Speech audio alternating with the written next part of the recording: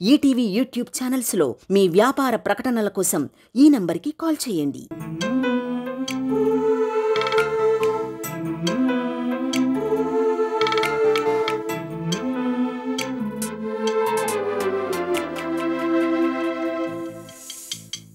ఓ విధి విచిత్రాల నిధి, ఓ విధి విచిత్రాల నిధి, వింత కథల సారథి, ఆశ నిరాశల వారధి, నిరంకుశ నిర్ణయాల నిర్దయవానిధి, ఓ విధి విచిత్రాల నిధి, ఓ విధి విచిత్రాల నిధి.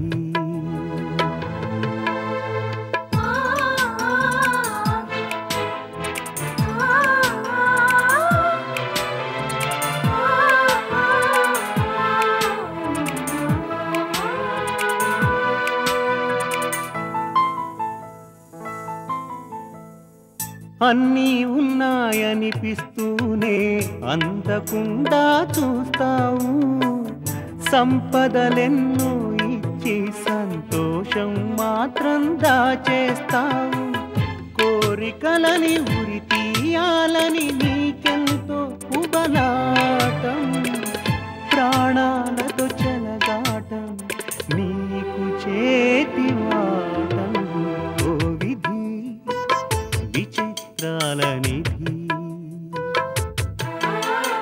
ఓ విధి విచిత్రాల నిధి.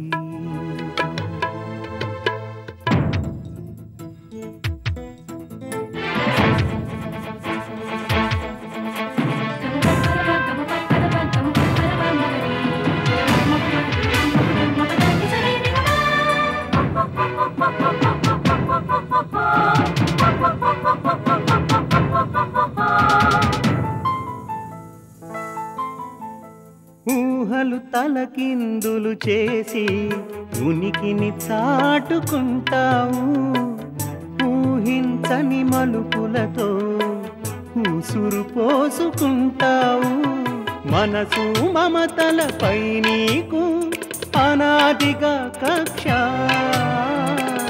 నీ చేతిలో మనిషికి మనుగడే ఓ పరీక్ష, ఓ విధి విచిత్రాల నిధి, ఓ విధి విచిత్రాల నిధి.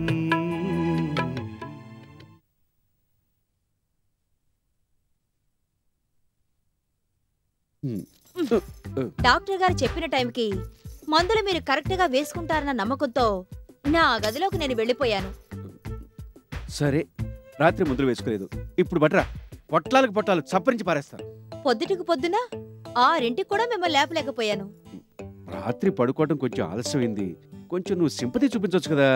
మార్నింగ్ వాకింగ్ టైం అవుతుంది బాబు అని కూడా గుర్తు చేయలేకపోయాను. అబ్బా, ఒక్కరోజు వాకింగ్కి వెళ్ళిపోతే ఏమవుతుందంట? మొహం మీద నీళ్లు చల్లైనా సరే పొద్దున్నే లేపమన్నారు కదా డాక్టర్ గారు, ఆయన మాట కూడా పెడచేవని పెట్టాను. మరి ఇవన్నీ తప్పులే కదా, తప్పు చేసినప్పుడు దండించాల్సిందే కదా. ఇంకోసారి ఇలా చేస్తావా అని గట్టిగా తగిలించండి. కమాన్.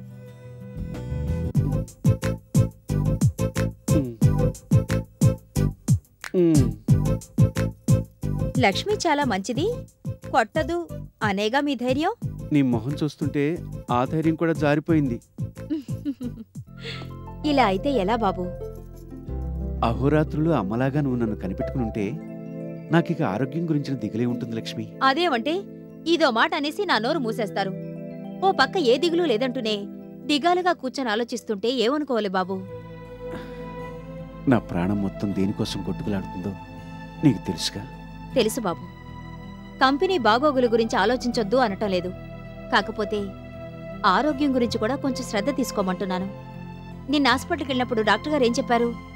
బీపీ పెరిగిందన్నారు, షుగర్ కూడా ఎక్కువైందన్నారు. మునుపటి కన్నా ఇప్పుడు ఎక్కువ కేర్ తీసుకోవాలి అన్నారు. మీరేమో ఆయన ముందు ఓకే డాక్టర్, అలాగే డాక్టర్ అంటారు. ఇంటికొచ్చిన తర్వాత మీ పద్ధతిలో మీరు యథావిధిగా మీరు చేసేవి చేసేస్తూ ఉంటారు. నిన్న నన్ను డాక్టర్ గారు లోపల పిలిచి తల వాచేటట్టు చివట్లు పెట్టారు తెలుసా? నిన్నెందుకు తిట్టటం? జబ్బు చేసింది నాకైతే. అయ్యగారిని నువ్వు సరిగ్గా చూసుకుంటే ఆయన హెల్త్ ఇలా ఎందుకు అవుతుంది? నీ చదువులు, నీ ట్రైనింగ్లు, కంప్యూటర్ క్లాసెస్ కాసేపు పక్కన పెట్టి అయ్యగారిని సరిగ్గా చూసుకో అని మందలించారు. డాక్టర్ గారు అలా అన్నారా? మీరలా చేస్తే అనరేమిటి మరి? అందుకే ఇవాళ్టి నుంచి నా యాక్టివిటీస్ అన్ని పక్కన పెట్టి 24 గంటలు బెత్తం పుచ్చుకొని మీ వెనకే తిరుగుతూ ఉంటాను. వద్దొద్దు, ఆ పని మాత్రం చేయొద్దు. బెత్తం పుచ్చుకు తిరిగితే తిరిగావు గానీ నీ యాక్టివిటీస్ మాత్రం మానుకోవద్దు. నేను మాత్రం యాక్టివ్గా ఉండాలి, మీరు మాత్రం ఇలా నన్ను ఇబ్బంది పెడుతూ ఉండాలి.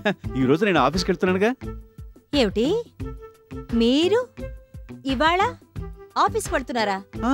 Nothing doing. మీరు ఇంట్లోంచి కదలడానికి వీల్లేదు. అది కాదు లక్ష్మి. చూడండి, మీరు ఆఫీస్కి వెళ్తే అందరూ వస్తారు. అది సార్, ఇది సార్ అని వాళ్ళ ప్రాబ్లమ్స్ మొత్తం పెద్ద లిస్ట్ చదువుతారు. మీకు బీపీ రైజ్ అవుతుంది, మళ్ళా కింద పడతారు, డాక్టర్ గారిని పిలవాలి.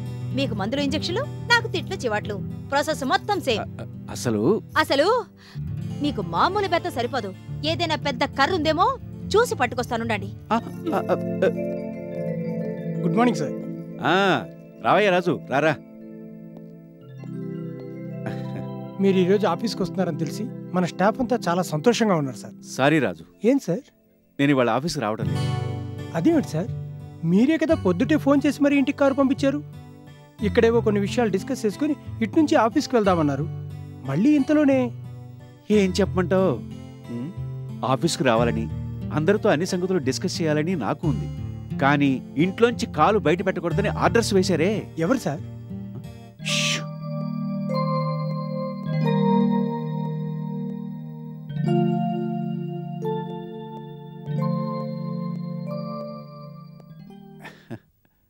ఈసారి నిజంగా టీనే తెచ్చావే. కూర్చో లక్ష్మి. ఆ ఫైనాన్స్ కార్పొరేషన్ వాళ్ళు పంపించిన నోటీస్కి రిప్లై వెళ్ళింది కదా? వెళ్ళింది సార్. మళ్ళీ వాళ్ళు మరో నోటీస్ పంపించారు. ఏమని? పర్వాలేదులే, చెప్పు. మన సమాధానం వాళ్ళకు సంతృప్తికరంగా లేదట. బ్యాలెన్స్ పేమెంట్ వెంటనే క్లియర్ చేయమని నోటీస్ సారాంశం. ఇది ఒకటే కాదు సార్, మీరు ఆఫీస్కి వస్తే ఇంకా చాలా చాలా విషయాలు డిస్కస్ చేయొచ్చు. లోగడ మీ ఉప్పు తిన్న వాళ్ళే ఇవాళ మీ గురించి తప్పుగా మాట్లాడుతున్నారు. మీరు ముందు వాళ్ళ నోళ్ళు మూయించాలి. అందుకే మీరు ఒకసారి ఆఫీస్కి రావాలి సార్. సారీ, వాళ్ళ ఆఫీస్కి రారు. నిన్ననే చెప్పారు డాక్టర్ గారు ఎక్కడికి కదలొద్దని, ఆఫీసు విషయాలు కొన్నాళ్ల పాటు మరిచిపోమని.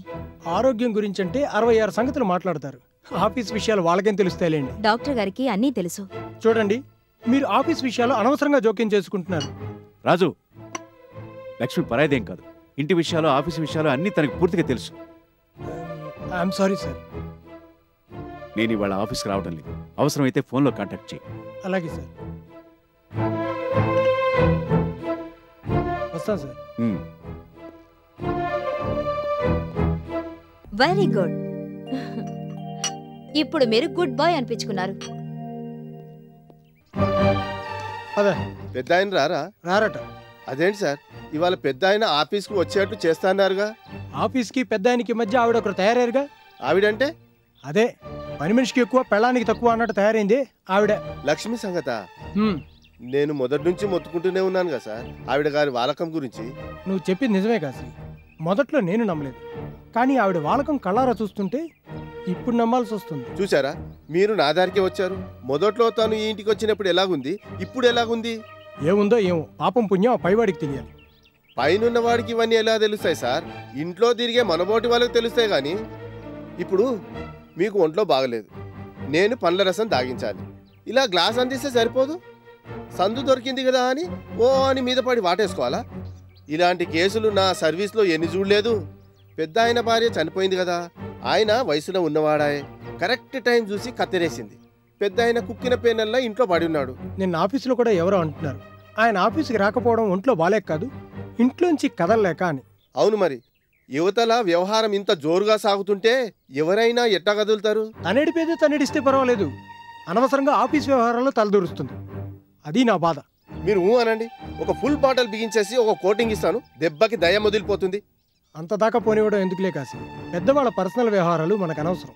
ఇంత జరుగుతున్నా గానీ మీరు అనవసరం అంటారేంటండి? చూడు, వాళ్ళ జీవితాలు వాళ్ళ ఇష్టం. మనం వాళ్ళ దగ్గర పనిచేసే ఎంప్లాయీస్ మాత్రమే. మన హద్దుల్లో మనం ఉండడం మంచిది. మన హద్దుల్లో మనం ఉందాం. వాళ్ళు హద్దు పద్దు లేకుండా తిరుగుతూ ఉంటే మనం ఏమన్నా నోరు మూసుకొని చూస్తూ ఉందాం. మీరు కూడా భలే చెప్తారండి.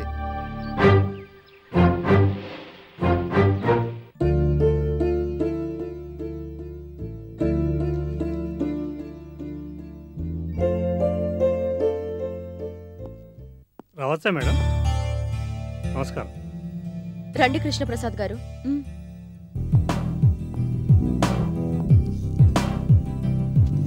ఏమిటి ముందుగా కబరేది లేకుండా ఇలా హఠాత్తుగా? ఆత్మీయుల దగ్గరికి, శ్రేయోభిలాషుల దగ్గరికి ఇలానే రావాలి మేడం. చెప్పండి, ఏదైనా పని మీద వచ్చారా? అవును మేడం, సరిగ్గా 3 ఏళ్ల క్రితం ఇదే రోజున ఇదే చోట మిమ్మల్ని కలవడానికి మొదటిసారి వచ్చాను మేడం. I see.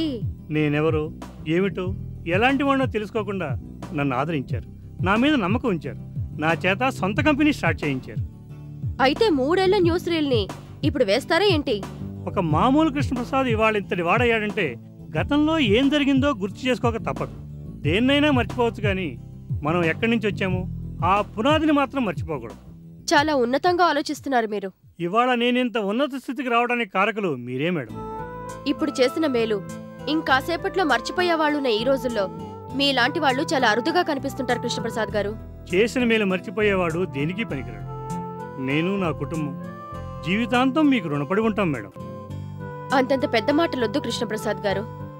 అర్హత ఉన్న వాళ్ళ అందలం ఎక్కితే అది ఎంత అర్థవంతంగా, ప్రయోజనవంతంగా ఉంటుందో మిమ్మల్ని చూశాకే తెలిసింది. అయితే అందలాలెక్కడవే కాదు, వాటిని నిలుపుకోవడమే చాలా కష్టం. అటువంటివి జీవితంలో చాలా చూశాను మేడం. ఈ బిజినెస్ లో దేనికదే ఒక సరికొత్త ఎక్స్పీరియన్స్ కృష్ణప్రసాద్ గారు. ప్రతిదాన్ని మీరు అపురూపంగా భావించాలి. అలాగే మేడం. గడిచిన 3 ఏళ్లలో ఇంతగా ఎదిగారు కదా, వచ్చే 3 ఏళ్లలో ఇంతకు 2 ఇంతలు పెరగాలి. ఎదుగుదలంటే అది. ఎదిగే అవకాశం వస్తే నాకన్నా ఎక్కువగా ఎదగాలనుకుంటున్నారా? లేదు మేడం, ఒక పచ్చని చెట్టు కింద నిలబడి సేద తీరుతున్నవాడిని. చెట్టుతో పాటు నేను ఎదగాలని కోరుకుంటాను తప్ప చెట్టు కన్నా ఎత్తుగా ఎదగాలని ఏనాడు కోరుకోను. వెళ్ళొస్తాను madam.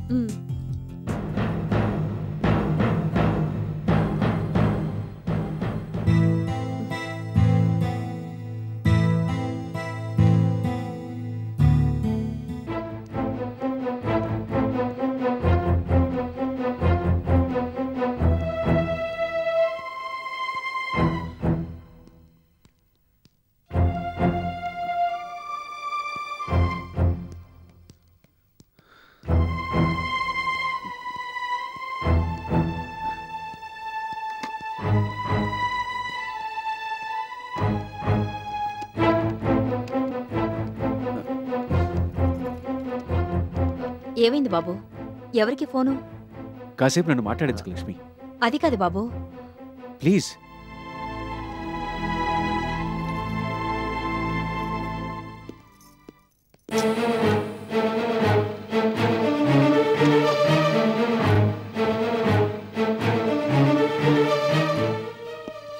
What happened Raju? Office మీద దాడి చేయవలసినంత అవసరం ఎవరికి వచ్చింది? ట్రాన్స్పోర్ట్ కంపెనీ వాళ్ళు సార్. పేమెంట్ డిలే అయిందని రౌడీని పంపారు. మరి ఇందాక టెలిఫోన్లో అడిగినప్పుడు వర్కర్స్ అని చెప్పాడే సెక్యూరిటీ అతను. వర్కర్స్ అంటే లారీ వర్కర్స్, డ్రైవర్స్ సార్. అదేమిటయ్యా, ట్రాన్స్పోర్ట్ కనకారాకు ఫోన్ చేసినప్పుడు నాతో బాగానే మాట్లాడాడే, ఇంతలో ఏమైందట? మీతో అలానే మాట్లాడతారు సార్. మా దగ్గరికి వచ్చేసరికి మాటల్లో తేడాలు వస్తాయి. మీరు పే చేయమన్నా మేము డిలే చేస్తున్నామట. ఆహా, మీరంటే ఎవరు? నేను కదా. అవన్నీ చెప్తే అర్థం చేసుకునే పొజిషన్లో ఉన్నారా సార్ వాళ్ళు? కొత్తగా జాయిన్ అయిన మాలతి ఉంది కదా, బిల్స్ అన్ని తనే డీల్ చేస్తుంది. ఆడపిల్లని కూడా చూడకుండా వచ్చిన వాళ్ళు మీదికి పోతుంటే కాశీ అడ్డుపడ్డాడు. అతని మీద చేయి చేసుకున్నారు. కాశీ ఊరుకుంటాడా? అందరినీ బయటికి తోసి మరీ తలుపేశాడు. అటునుంచి అటు వెళ్ళిపోతారులే అనుకున్నాం, కానీ అర్ధగంట అయిందో లేదో గూండాల్ని, రౌడీల్ని పిలుచుకొచ్చి తలుపులు బద్దలు కొట్టి మరీ లోపలికి వచ్చారు. ఫర్నిచర్ మొత్తం ధ్వంసం చేశారు. టెలిఫోన్ వైర్లు పీకేశారు. సమయానికి పోలీసులు రాబట్టి సరిపోయింది, కానీ లేకుంటే ఈ పాటికి మమ్మల్ని అందరినీ చంపేసి ఉండేవాళ్ళు సార్. అలాగా? మీరు వాళ్ళ ఆఫీస్కి రాకపోవడం చాలా మంచిదైంది సార్. ఆ ట్రాన్స్పోర్ట్ బిల్స్ ఎవరు క్లియర్ చేసి వాళ్ళకి ఇవ్వాల్సిన డబ్బు వాళ్ళ మహాన కొట్టండి. మొన్ననే మనీ ట్రాన్సాక్షన్స్ మొత్తం నిలిపేశారు కదా సార్. అవన్నీ తర్వాత చూసుకోవచ్చు సార్. ఆ గూండా గ్యాంగ్ ఇటువైపు వస్తుందేమో. మీరు పోలీస్ ప్రొటెక్షన్ తీసుకోవడం మంచిది సార్. దేనికండి పోలీస్ ప్రొటెక్షన్? ఎవరైనా ఇంటి ఛాయలకొస్తే ఒక్కొక్కడిని నరికి పోగులు పెడతాను. నరకడానికి, హత్యలు చేయడానికి ఇదేం వ్యక్తిగత వ్యవహారం కాదండి. పరువు ప్రతిష్ట గల ఒక కంపెనీ వ్యవహారం. ఇంత జరిగాక ఇంకెక్కడ పరువు మర్యాదలు రాజు? అవి ఎప్పుడో గంగలో కలిసిపోయాయి. అలా మాట్లాడకండి సార్. అసలు ఇదంతా ఆ కృష్ణప్రసాద్ చేసిన పరేమోనని నాకు అనుమానం ఉంది సార్. పాలు తాగి రొమ్మునే గుద్దినవాడు ఇలాంటి దారుణాలకు పాల్పట్టడంలో ఆశ్చర్యమే ఉంది. ఇక నువ్వు ఇంటికి వెళ్ళిపోరాజు. సార్ నా గురించి నువ్వే వరి అవ్వకు. వెళ్ళి. అలాగే సార్.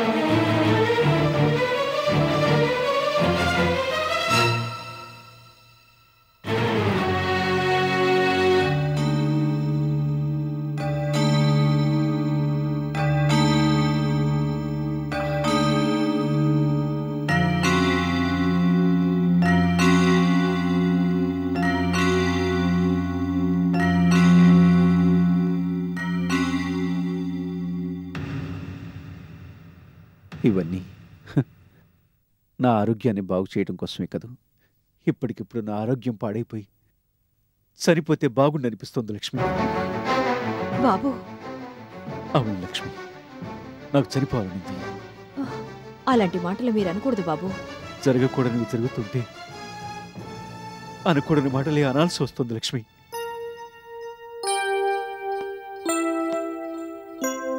నారాయణరావు గారంటే మంచివారని తెలుసు, మనసున్నవారని తెలుసు. కానీ పరిస్థితులకు భయపడి అందరిలాగా చావు గురించి ఆలోచించే పిరికివారిని మాత్రం తెలీదు. మీకు మిగతా వారికి తేడా లేదని మీరనుకుంటే మీ ఇష్ట ప్రకారమే కానివ్వండి. లక్ష్మి ప్లీజ్. ఈ లక్ష్మి ఏమిటి, నాకిలా అడ్డుపడుతుంది ఏమిటని తిట్టుకుంటున్నారా? దయచేసి అలా మాట్లాడొద్దు లక్ష్మి. ఇంకెలా మాట్లాడమంటారు? చావు నుంచి నన్ను రక్షించిన మీరు, బతుకులో ఉన్న తియ్యదనాన్ని సౌందర్యాన్ని చవి చూపించిన మీరు చావు గురించి ఆలోచిస్తున్నారంటే ఇంకెలా మాట్లాడమంటారు బాబు? నేను నిన్ను చావు నుంచి రక్షించానా? ఎప్పుడు? సరిగ్గా మీకు యాక్సిడెంట్ జరిగిన క్షణంలో. అక్కడ ఆ సమయంలో నేనెందుకు ఉండవలసి వచ్చిందని మీరు అడగలేదు, నేను చెప్పలేదు. ఒక ఆడది, కొందరు మగాళ్ళు నా మీద వేసిన నింద కారణంగా నాకు జీవితం మీద విరక్తి పుట్టింది, చావాలనిపించింది. ఆ ఉద్దేశంతోనే కొండ మీదకెళ్ళాను. సరిగ్గా లోయలోకి దూకబోతున్న సమయంలో పెద్ద శబ్దం వినిపించి వెనక్కి తిరిగి చూశాను. యాక్సిడెంట్ అయి రక్తపు మడుగులో మీరు కనిపించారు. ఆ పరిస్థితుల్లో ఉన్న మిమ్మల్ని చూసి చావాలనుకున్న నా ప్రయత్నాన్ని మానుకున్నాను. ఆ నిమిషం మీరు నాకు కనిపించకపోతే నేను బతికేదాన్ని కాదు, మీకిలా అడ్డుపడేదాన్ని కాదు. నేనెంత నరకం అనుభవిస్తున్నాను నీకు తెలియదు లక్ష్మి. నరకం అంటే ఏమిటో, అదెలా ఉంటుందో మీకు తెలుసా బాబు? కన్న తండ్రి కన్న కూతురు నమ్ముకోవాలని చూసినప్పుడు ఆ కన్న బిడ్డ అనుభవించే నరకం ఎలా ఉంటుందో మీకు తెలుసా?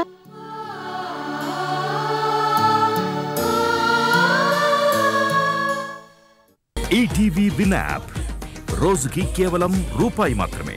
ఇప్పుడే ఈటీవీ విన్ యాప్ డౌన్లోడ్ చేసి సబ్స్క్రైబ్ చేయండి.